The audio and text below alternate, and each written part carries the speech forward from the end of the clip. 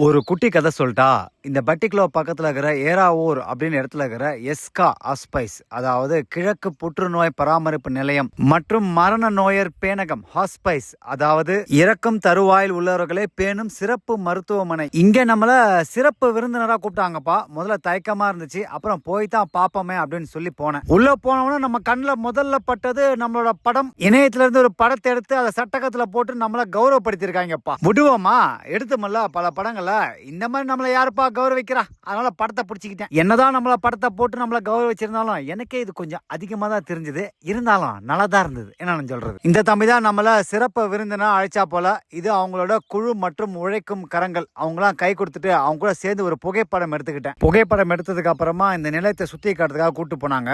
ரொம்ப அழகா இருந்ததுப்பா இடம். இந்த மட்டக்களப்புல பிரபலமான புற்றுநோய் மற்றும் பயிற்சி மருத்துவமனை இருக்கு. இந்த மட்டக்களப்பு புற்றுநோய் மருத்துவமனையில சிகிச்சை பார்க்கிற நோயாளிகளுக்கு சரியான வசதிகள் இல்லாதனால அந்த வசதிகளை இவங்க செஞ்சு தராங்க. குறிப்பா வெளியூர்கள்ல இருந்து வர ஏழை எளிய நோயாளிகளுக்கு தங்கறதுக்கும் தூங்குறதுக்கும் உணவு முதற்கொண்டு எல்லாமே இவங்களே பண்றாங்க. இது முழுக்க முழுக்க தொண்டு எண்ணத்தோடையும் நன்கொடை மூலியமா தான் பண்ணிட்டு இருக்காங்க. நான் இங்க பார்த்து வேந்த சிறப்பான விஷயம் என்ன அப்படின்னு பாத்தீங்கன்னா, இங்க தங்குற ஏழை எளிய நோயாளிகளுக்கு ஏதோ ஒரு சாப்பாடு கொடுக்காம நல்ல உணவே கொடுக்குறாங்கப்பா.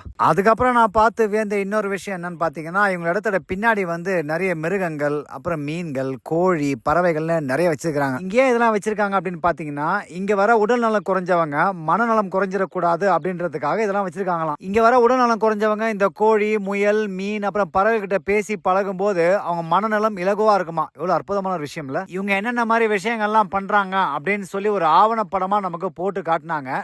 நல்லா இருந்ததுப்பா. இந்த மாதிரிலாம் பண்றதுக்கு ஒரு மனசு வேணும். சிறப்பு விருந்தினருக்கு சிறப்பான சாப்பாடு இல்லாமையா நம்மள சாப்பிடறதுக்கு கூட்டு போனாங்க. எங்க அம்மா என்னை விட்டு போனாலும் அவங்க ஆசி மட்டும் எப்பவுமே என் கூட இருக்குது. இதுக்கப்புறம் எங்கடா போய் சாப்பிடலாம் அப்படின்னு நினைச்சுனே இருந்தேன். அவங்களே சாப்பாடு கொடுத்துட்டாங்க. சாதாரண சாப்பாடு இல்லைங்க, வகை வகையான சாப்பாடு. இதை நான் எதிர்பார்க்கவே இல்லையப்பா. அப்புறம் மனசுக்குள்ள நானே நினைச்சுக்கிட்டேன், மகாபிரபு உங்களுக்கு இல்லாத சாப்பாடா? அப்புறம் சோறு, பொரியல், குழம்பு, முட்டை, கறி அப்படின்னு எல்லாத்தையும் எடுத்து தட்டுல போட்டுக்கிட்டேன். இந்த உணவுக்குள்ள இருக்கிற நிறைய மரக்கறிகள் இவங்களோட தோட்டத்திலே செஞ்சுதான். இதை பத்தி அடுத்த குட்டி கதையில சொல்றேன். இப்ப சாப்பிடுவோம். இந்த உணவுல இருக்கிற மரக்கறிகள் மட்டுமில்ல, இந்த சமையல் வல்லுநரும் இங்க இருக்கிறவர் தானா. உணவோட சுவை வேற மாதிரி சிறப்பா இருந்தது. நானும் சரி, என் கூட சாப்பிட்டவங்களும் சரி, நல்லா ரசிச்சு சாப்பிட்டோம். சாப்பிட்டு முடிச்ச கொஞ்ச நேரத்திலேயே நமக்கு ஒரு சட்டகம் போட்ட படத்தை கொடுத்தாங்க. என்னப்பா இது, நாடோடி படத்துல வர மாதிரி இப்பதான் நம்ம கூட படம் முடிச்சாங்க. இதே செஞ்சாங்க. இருந்தாலும் இது நல்லா இருந்ததுன்னா புதுசா இருந்தது நமக்கு. அந்த குழுவோடையும் அந்த படத்தோட நின்று நானும் சில படங்களை பிடிச்சிக்கிட்டேன். இந்த நிலையம் நன்கொடைனால இயங்குறதுனால முடிஞ்சா நன்கொடை கொடுங்க. அப்புறம் நாங்க இந்த முச்சக்கர வண்டியில் ஏறி அவங்களோட ஆர்கானிக், அதாவது இயற்கை விவசாயம் பண்ணைக்கு போனோம். அடுத்த குட்டி கதையில சொல்றோம்பா.